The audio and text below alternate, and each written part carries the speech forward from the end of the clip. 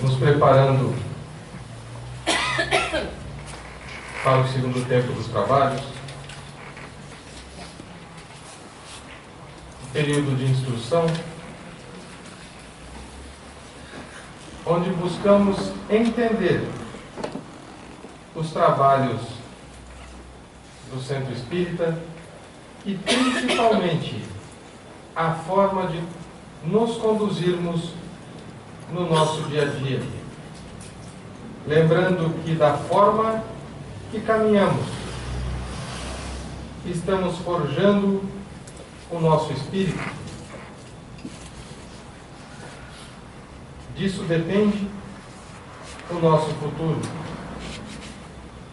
Lembremos-nos da lição de Jesus, que não é o que entra pela boca do homem, mas o que sai dela, pois é o resultado do seu sentimento. Auxilia-nos, Jesus, a entendermos esta lição, considerando que o que aprenderemos hoje está diretamente ligado a ela. Ajuda-nos em nossa vontade de acertar e na compreensão das lições do mundo maior. Pedindo autorização ao diretor espiritual dos trabalhos da noite de hoje, damos por abertas as nossas atividades. Graças a Deus, graças a Jesus.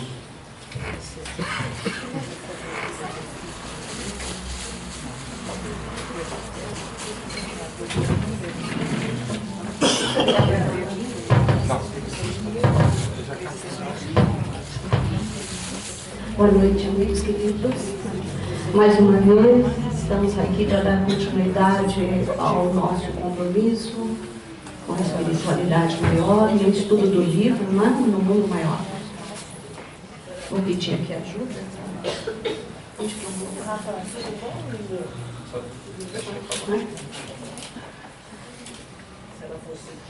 Falaremos então sobre o capítulo 15, né? Um pequeno resumo, como os senhores todos já devem ter lido muitas vezes esse livro, já tem uma ideia do que nós vamos tratar. Eu vou só recordar, né, o capítulo 15. Estivemos hoje até ouvindo o nosso CD, que foi gravado com a doutora Marlene, no nosso programa de Diálogos Médicos, quando nós estudamos esse capítulo também. E nós lembramos que a espiritualidade, através de André Luiz, nos informa que durante todo o trabalho do André Luiz, de uma semana de visita a certos locais da espiritualidade, auxiliado e dirigido pelos assistentes, no caso Calderaro e Eusébio, né? Mas junto com o Calderaro estava André Luiz fazendo algumas visitas para alguns locais, tratando de alguns casos, quando Calderaro lhe havia prometido uma viagem, ou melhor, uma visita às cavernas. E estava próximo do término, né, desse trabalho dele, dessa semana. Mas quando encontra com o Calderaro, ele diz: vamos assistir a palestra de Eusébio. Seria uma grande oportunidade para André. Então, nesse capítulo, ele nos diz que será tratado de condições de encarnados e desencarnados, que recebem valiosas lições, aprendizados durante o sono. Então, ali é falado sobre dogmatismo, divisão humana da fé, enfim, sobre essa história toda que gerou tanto problema dentro da doutrina durante muito tempo, né? No campo da fé, da religião. Então, é enaltecida nesse capítulo, né, a união fraternal vivenciada por esses heróis anônimos que participaram da vida, das aflições dos então primeiros aprendizes da Boa Nova, mostrando então tudo isso que nós dissemos em termos gerais, ter os sacerdotes políticos que dividiram em várias escolas a religião, que é o amor universal de Cristo, né? fundada por Jesus, logicamente, que resultaram em vários problemas, desvarios, né, no campo da fé. Então, o Calderaro explica a André Luiz que eles vão assistir a essa palestra do Eusébio, onde encontrarão muitas pessoas que são levadas durante o sono, enquanto dormimos, né? Uma pergunta que cai bem: o que nós fazemos? De que maneira aproveitamos os nossos momentos de descanso, os nossos momentos de sono?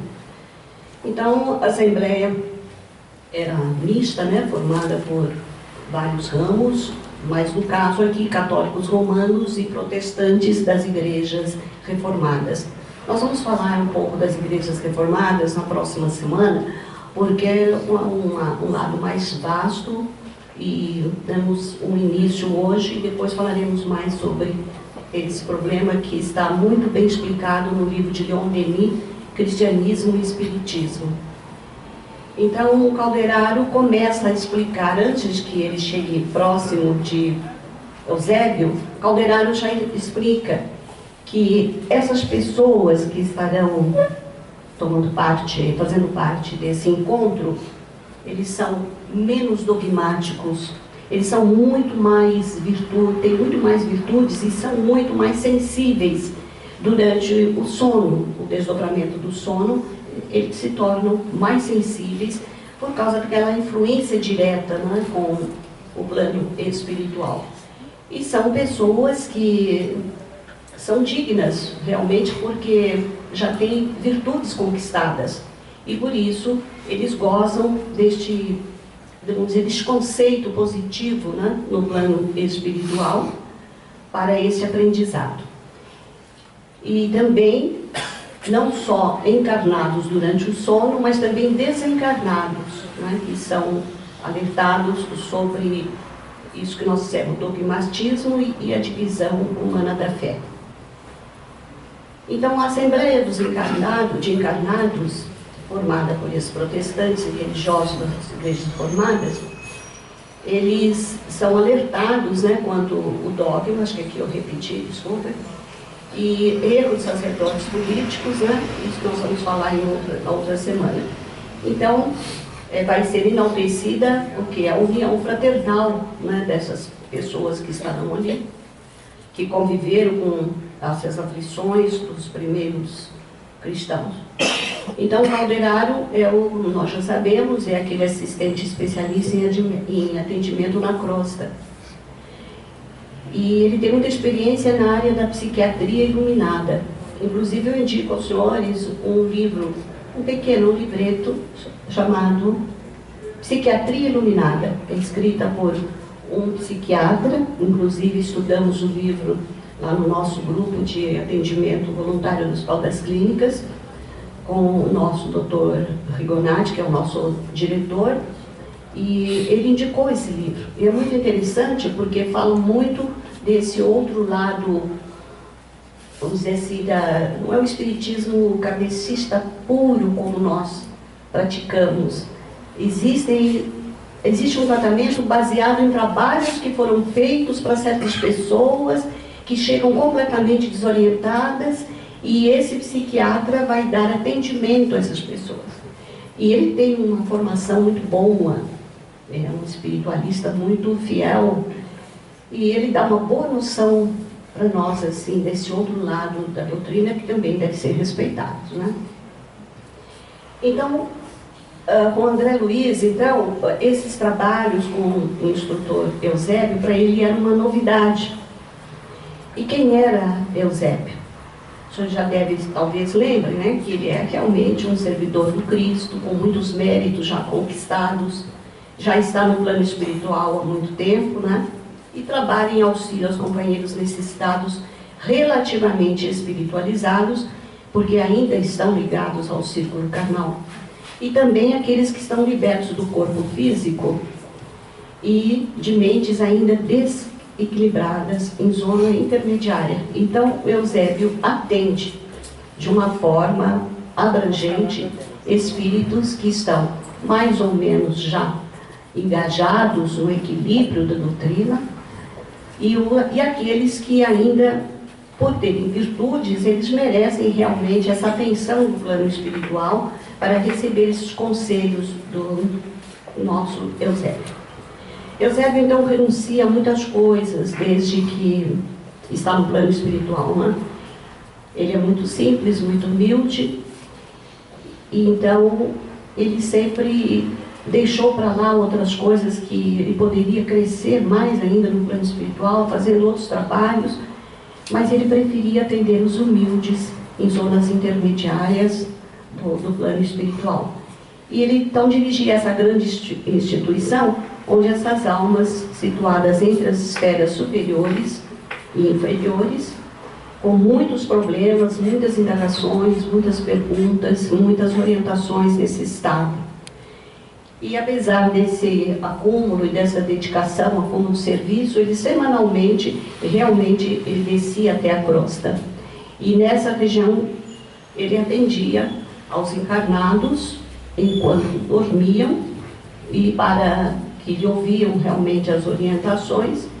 E no mundo espiritual, ele atendia aqueles que eram relativamente espiritualizados e candidatos ao discipulado, queriam realmente já trabalhar, né?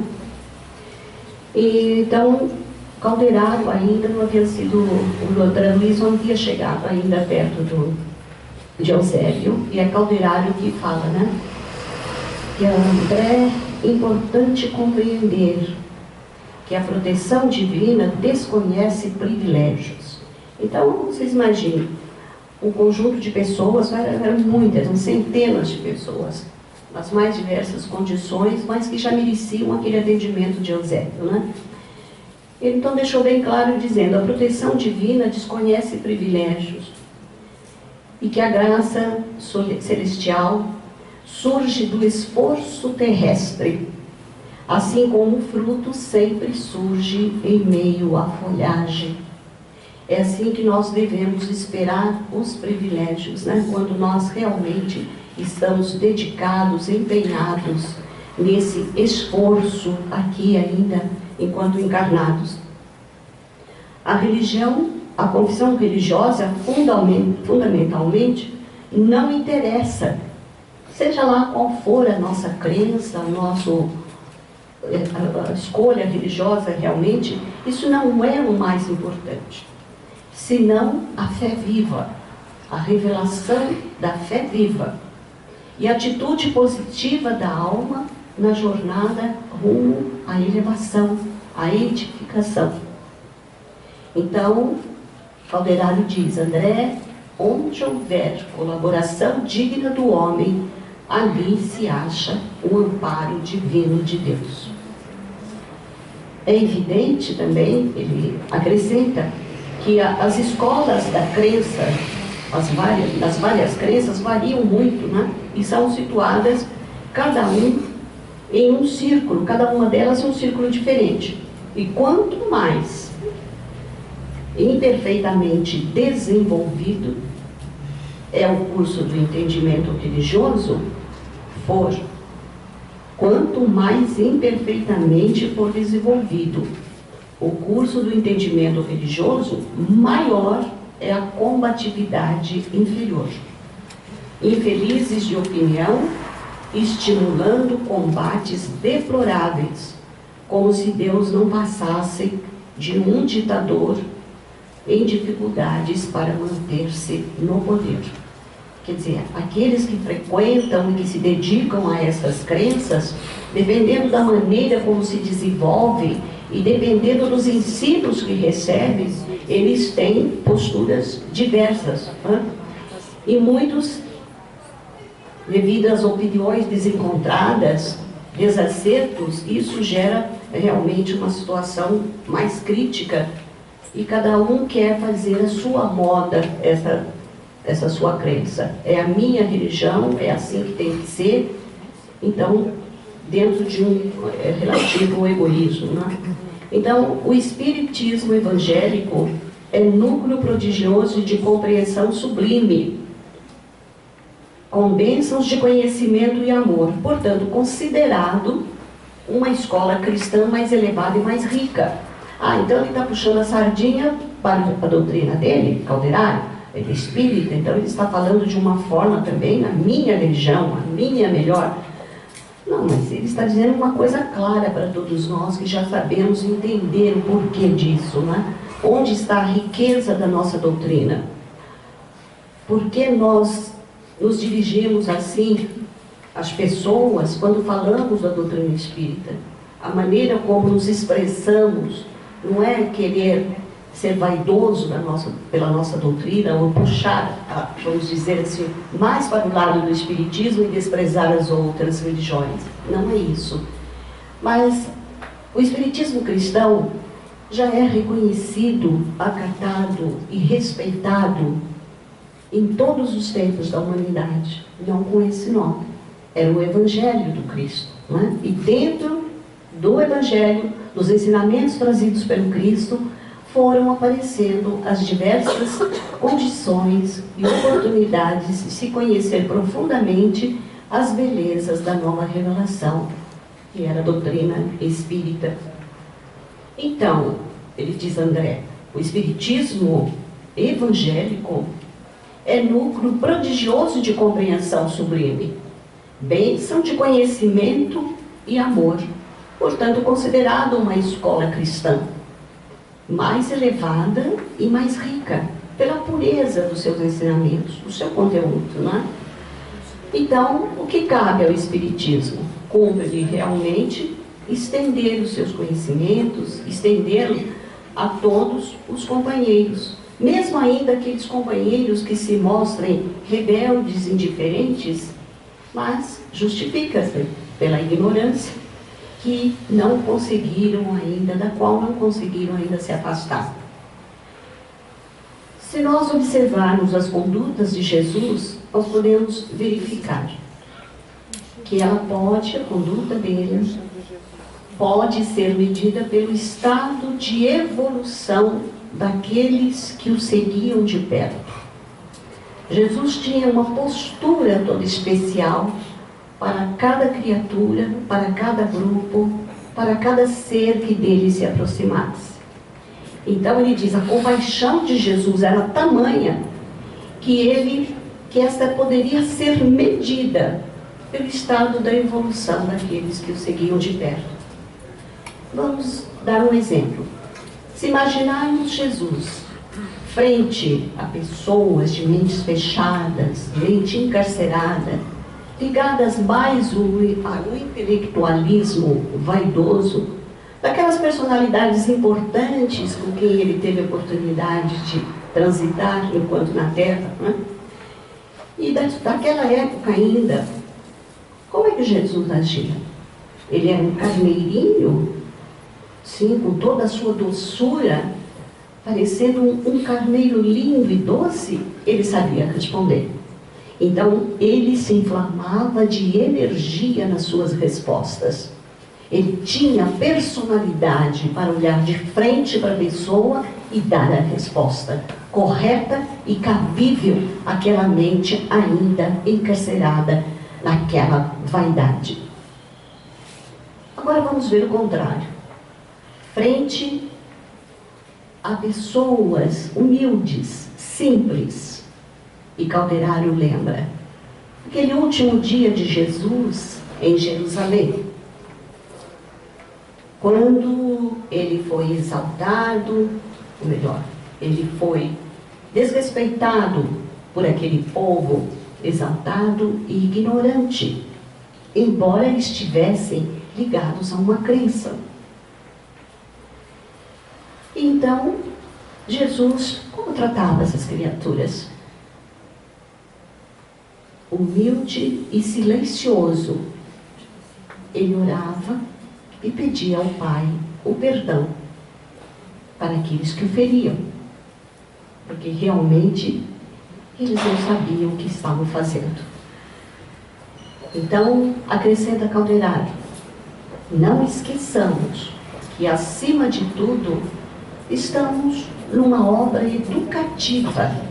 No plano espiritual ele se encontrava, visitando diversos quadros, diversas condições de espíritos necessitados de um atendimento eficiente. Era uma tarefa educativa, ele disse. E salvar alguém, André, socorrê-lo, não significa tirar dele, o interessado, a oportunidade de luta. O Supremo Senhor, o Pai Criador, não se compraz com isso, com possuir filhos miseráveis e infelizes na criação. O que nós queremos dizer com isso é a infinita bondade do Criador para conosco, que muitos de nós cremos que conhecemos tão bem, né? Mas parece que vai levar muito tempo ainda para conseguirmos o entendimento ideal para saber das qualidades do nosso Criador. Entender que Ele nos aceita com todos os nossos erros, com todos os nossos defeitos e imperfeições. Mas isso não agrada. Então, através dos seus prepostos, Ele tem a condição de encaminhar uma condição melhor para cada um de nós. E de mãos cheias, Ele espalha muita coisa de bom. Só ter olhos de ver. Apenas esperando que cada um de nós se disponha a comandar tudo isso que recebemos com sabedoria, saber reger tudo isso como um próprio patrimônio seu. Como vemos, todos os setores do serviço espiritual reclamam a divina assistência. É o que ele orienta ao nosso André. Então André se aproxima com o caldeirado do local onde se encontrava Eusébio. E ele observa que naquela reunião não era tão grande o número de encarnados. Eram poucas centenas. Ele disse que era pouco. Mas eram assistidos por considerável quantidade de cooperadores daquela esfera em que se encontrava. E qual era o cenário? Ajoelhados, postados, com semblante sério, e inebriados, totalmente envolvidos pela palavra do assistente Eusébio, ouviam-no então, e de uma forma atrativa, sentindo-se realmente irremediavelmente atraídos por ele. Então aqui nós perguntamos novamente: será que todos nós temos condição para sermos assim recebidos do plano espiritual para um aprendizado, para um momento desse tão importante, para um encontro desse? E aqui apenas uma foto que encontramos de Eusébio, entre aspas, né? Consta como de Eusébio a prece que ele realiza. E quando estudamos esse livro, na Boa Nova, quando a doutora Marlene, ela sempre nos dizia: vamos ver a prece, a preleção de Eusébio.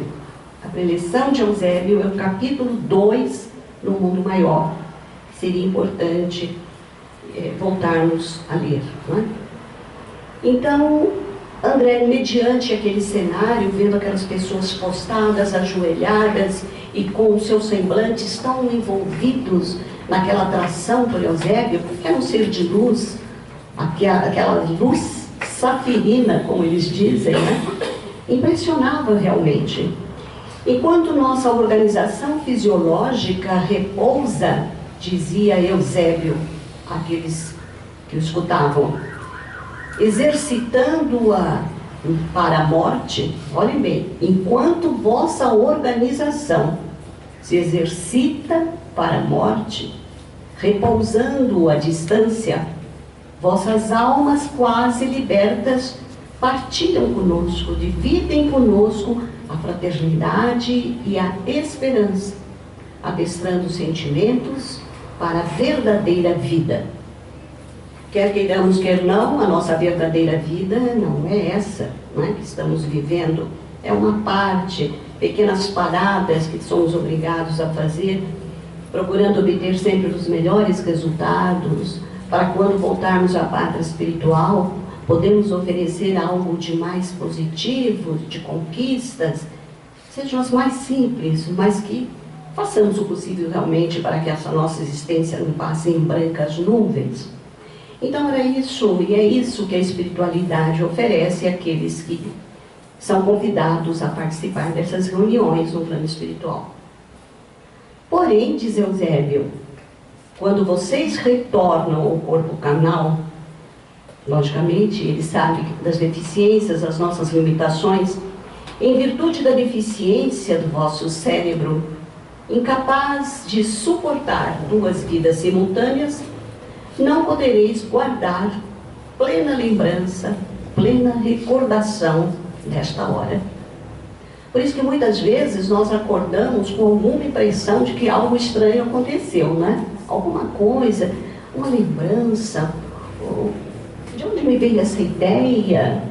Quem sabe, não? A gente possa agora começar a raciocinar em termos de: será que eu tive a honra, o merecimento de ter sido convidada para uma reunião daquela no plano espiritual? Por que não? Não é? Depende muito do nosso conteúdo, das nossas necessidades e daquilo que temos realmente de positivo para ter direito a esse ingresso. E fica bem claro que nós possamos, então, valorizar, avaliar melhor a nossa condição e valorizar melhor os nossos momentos de sono e estarmos preparados para isso, para esse contato. Ele continua: se o patrimônio da fé religiosa representa equilíbrio indiscutível, um equilíbrio mental do mundo, que fazeis do vosso tesouro, esquecendo-lhe a utilização? Numa época em que a estabilidade incerta e a incerteza nos ameaçam, todas as instituições de ordem e de trabalho, de entendimento e construção, o que fazemos disso? E de trabalho, de entendimento e construção. Não vos assombra, porventura, acordando-vos a consciência, a renovadora transformação de princípios e nações? Quantas mudanças seriam necessárias serem providenciadas para que tivéssemos mais condições, mais mérito para esses momentos? Se nós já temos tanto conhecimento, por que nos comportamos quase que indiferentes a tantas coisas? E continua Eusébio perguntando: vocês supõem possível uma era de paz exterior, sem a preparação interior do homem no espírito de observância e aplicação das leis divinas? Até que ponto estamos respeitando as leis divinas? Procuramos, né? Pelo menos aqueles mais certos dos seus princípios religiosos e mais honestos consigo mesmos e com Cristo, procuram realmente ter uma conduta favorável para uma resposta a esses nossos irmãos do plano espiritual. Cada um pode dar o que tem de melhor, não é mesmo? Então, depende de cada um de nós poder construir coisas realmente necessárias para ter direito a todo esse entendimento que eles querem nos transmitir. Por admitir semelhante contrassenso, a máquina, filha de vossa inteligência, anula as possibilidades de mais alta incursão no reino do Espírito Eterno. O que vocês acham que ele está querendo dizer? Por admitir semelhante contrassenso, a máquina, filha da vossa inteligência, anula as possibilidades de mais alta incursão no reino do Espírito Eterno. Estou lembrando de ter ouvido realmente uma vez falar, não só diretamente quando estávamos juntas, mas através dos CDs que nós sempre ouvimos, e ouvimos hoje mais uma vez para relembrar algumas coisas, e ela explica muito bem nós temos uma tendência de moda, não é mesmo? Certo, é um avanço tecnológico. Quando a gente fala em máquina, nós sabemos, é tecnologia.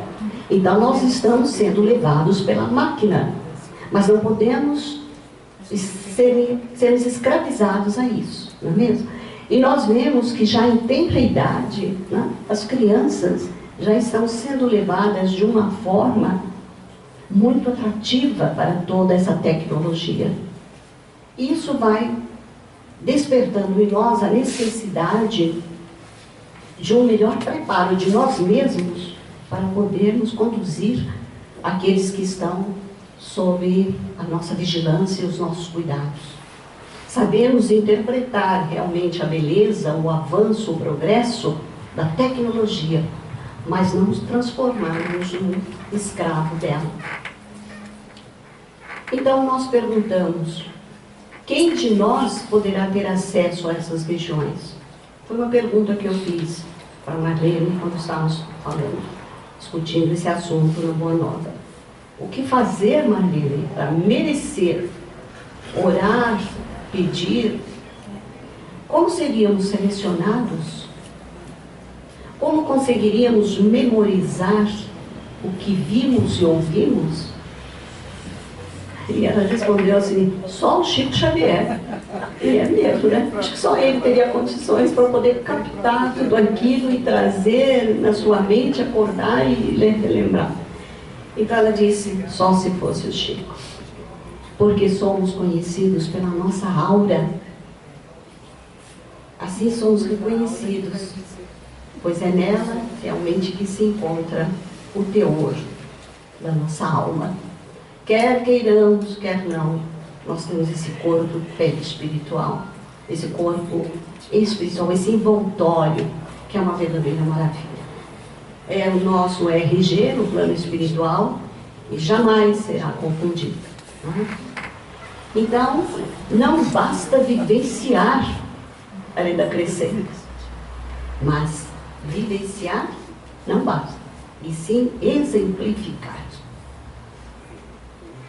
Então, o espiritualismo nos tempos modernos, esse aqui eu peguei algumas frases que eu valorizo muito desse livro, André Luiz em Reflexão. Não sei se vocês conhecem, é um livro não assim muito anunciado na mídia, no meio mais literário, mas de grande valor, de grande profundidade, escrito por um amigo já desencarnado também, Luiz Rodrigues da Cruz. E ele fez uma avaliação simples, humilde, mas profunda e muito respeitável. Ele lembrou da preleção de Eusébio. E algumas frases cabem aqui para que nós possamos, no nosso próximo encontro, podemos falar um pouco mais dessa preleção. Então ele diz, o espiritualismo nos tempos modernos não pode restringir Deus entre as paredes de um templo da terra, porque a nossa essência é de converter toda a terra no templo ao custo de Deus. Essa deve ser realmente a nossa essência. O essencial para nós deve ser isso. E não estar se dirigindo mais ao problema do cristianismo dogmático, né? Daquela necessidade de cultivar Deus dentro do templo. E Marlene lembra bem isso também, quando ela dizia a construção de igrejas suntuosas, né? Para se adorar o Cristo. Nós não precisamos de tudo isso. Não é mesmo? Então, que nós possamos cultivar o amor do Cristo, as leis divinas na prática, dentro do nosso maior, vamos dizer, mais valoroso local, que é a nossa alma. Sermos fiéis a nós mesmos no estudo, no trabalho, na dedicação ao respeito às leis divinas. Não basta crer na imortalidade da alma. Eu acredito, eu já li todos os livros, Pentateuco, aqueles livros todos de Kardec, a série André Luiz, os 12 livros da Revista Espírita, quanta mentira, meu Deus, ninguém consegue ler tudo isso, mas tem muita gente que já leu. Né? Eu sou uma das que não lê tudo. Então, procuro cada vez mais, assim, realmente procurando entender melhor a doutrina espírita, conhecendo a fundo a grande obra de Kardec, né? O codificador, o quanto ele teve de amor e dedicação a tudo aquilo que a espiritualidade lhe trouxe, dando-lhe um voto de confiança. E como esse voto de confiança foi dado a Kardec, ele é dado também a cada um de nós, não é mesmo? Porque nós estamos vivendo num momento, numa era, em que é necessário que tenhamos esse conhecimento superior, sem querermos ser melhores que os outros, de qualquer outra crença. A nossa é o suprassumo, sim, para nós. E pode ser para qualquer outro que queira abraçá-la. Porque existem meios de se comprovar o que nós estamos falando, as verdades que trazem a nossa doutrina espírita. Mas não basta crer na imortalidade da alma. Inadiável a iluminação interior de nós mesmos, a fim de que sejamos claridade sublime.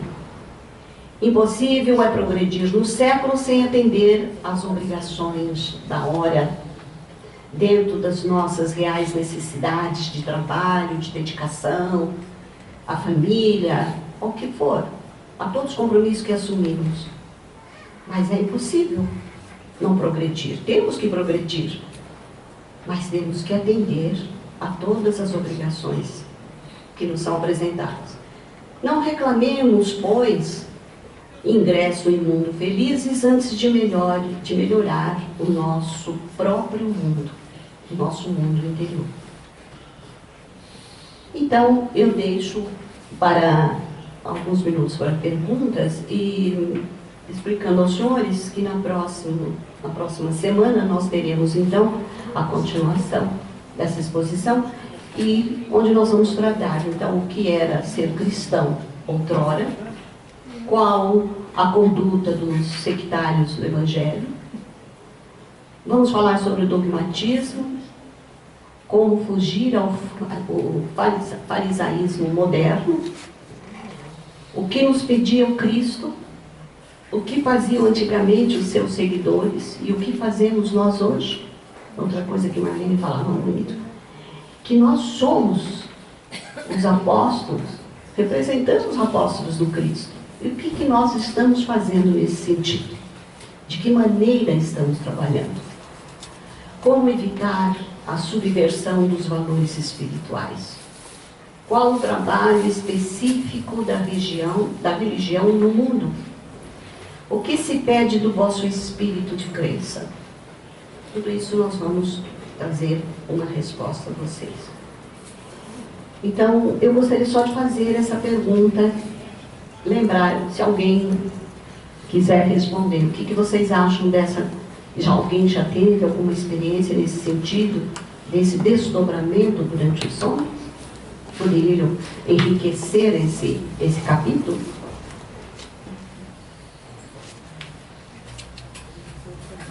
Ninguém? Ninguém? Nunca acordaram assim com uma sensação de... Isso é comum, não é? E vocês acreditam que isso tenha sido realmente um desdobramento? Acho que isso é importante colocar, porque nós não podemos julgar assim a nós mesmos. Eu sou... Acho que eu não tenho condição para isso, acho que eu não mereço. Não é? Encontrar com Eusébio, ouvir os conselhos desse grande instrutor no plano espiritual. Será que eu teria a condição disso? É uma questão de consciência, né? Porque todos nós somos espíritos e cada um com uma bagagem diferente, não é mesmo? Mas eu acho que todos nós, pelo menos, estamos sabendo conduzir a nossa vida dentro dos parâmetros trazidos pelo Evangelho do Cristo. Todos nós que levamos a sério a doutrina, praticamos o amor, a caridade, e principalmente começando dentro de casa, a nossa casa, no nosso lar, que é o local da grande luta, dilema talvez, porque ali nos encontramos com pessoas diferentes, né?